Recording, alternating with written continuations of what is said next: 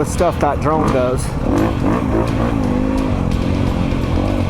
It's just stuff that no human pilot would be able to do.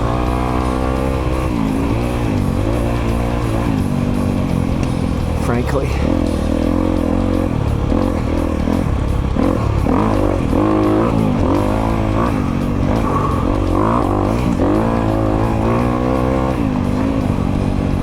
I love how balanced overall the bike feels.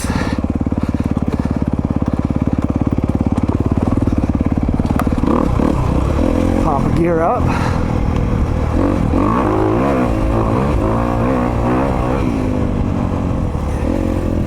I mean, and the other thing too is like anytime you want to raise the front wheel, it's just an amount of giving a little clutch, little throttle, pulling back. It makes me wonder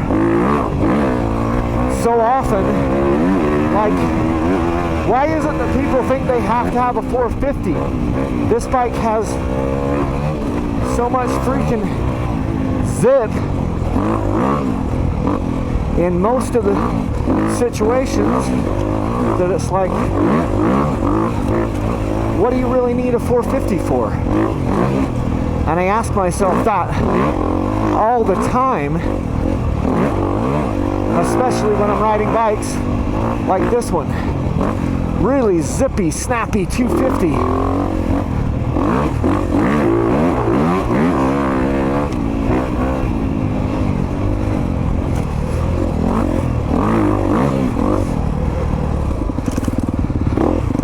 Somewhere around here, I'm going to start making my way back over to the truck to complete a little loop that I'm going to replicate on my 450. This is probably it right here.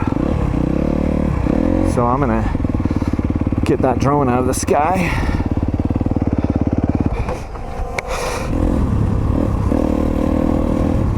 So I'm back on the 250. I was just, I wonder if that's going to be too close. I was just playing on the 450. Did a loop on both bikes, and what can I tell you right now? Well, I'll tell you that the 450 has a shiz ton more power. Like, thanks, Captain Obvious. But here's what that does. I'm gonna get this drone just a little bit further away so it's got a little bit more breathing room. What that does with all that power out here in the desert, yeah, it's super fun at certain times, but the other thing that happens with it is it keeps you on edge. You're a little bit more on edge with everything, like because you don't have so much freaking power on the 250 on this bike. It's almost like it lets you relax a little bit more on some of the stuff. Now, it isn't like a total win. Like, I wouldn't just say like, hey, I'm definitely all in on the 250 or the 450. They definitely have some distinct advantages each one.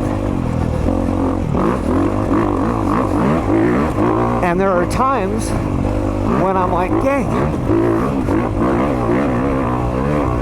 I'm happier on the 450, and then there are other times when I'm happier on the 250.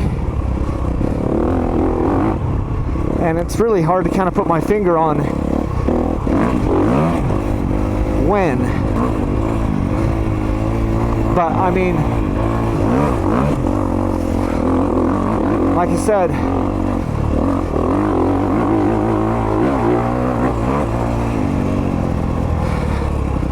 the power of that 450, super exhilarating right off the bat. And then you kind of get to the point sometimes where you're like, oh, this is draining me. I'm having to be so much more careful, have so much better throttle discipline.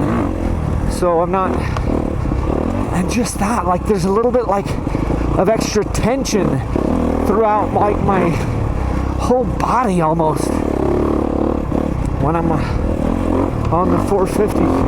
I like it. I love it. Because I haven't been riding like super technical crap. If I was riding technical crap, they suck.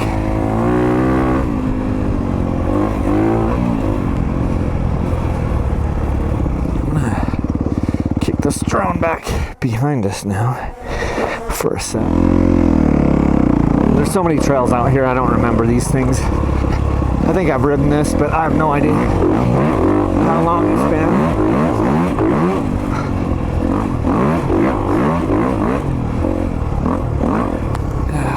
Okay.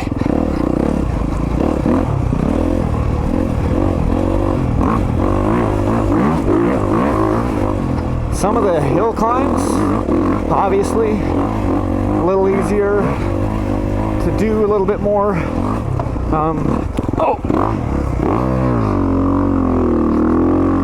Let's grab a gear. That was a little mistake by me. Let that front wheel get booted on an uphill.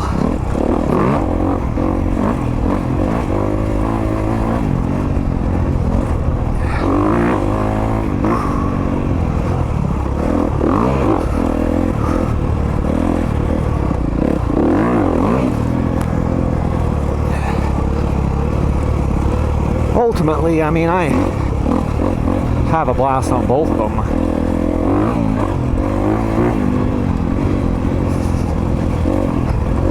And I like them both for different reasons. Like, the 450 is that giggle factor when you hit the gas in certain places, but then you're like, oh, wait a second, and it kind of scares you, you know?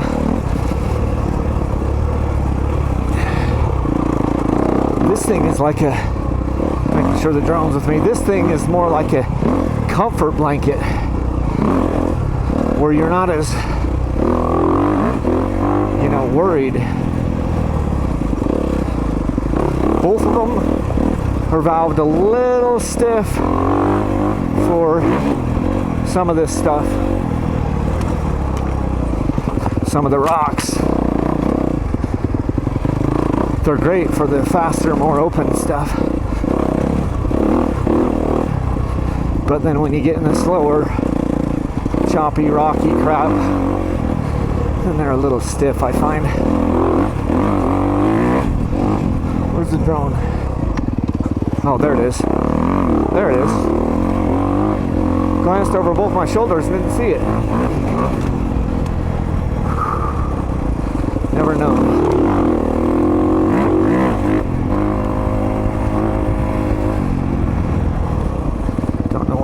Over any of these rises. That drone sounded like it almost hit me in the back of the head. I heard that over the bike.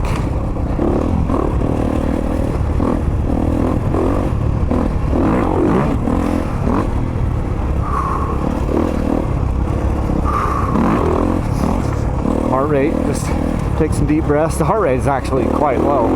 I don't have my monitor on today, but I know it's not high. Really through that.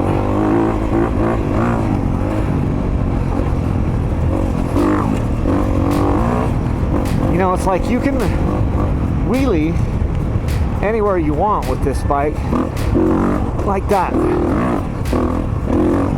Now, obviously, you gotta make sure you're in the right gear. That's something we're supposed to be doing anyway. You know? I'm not sure.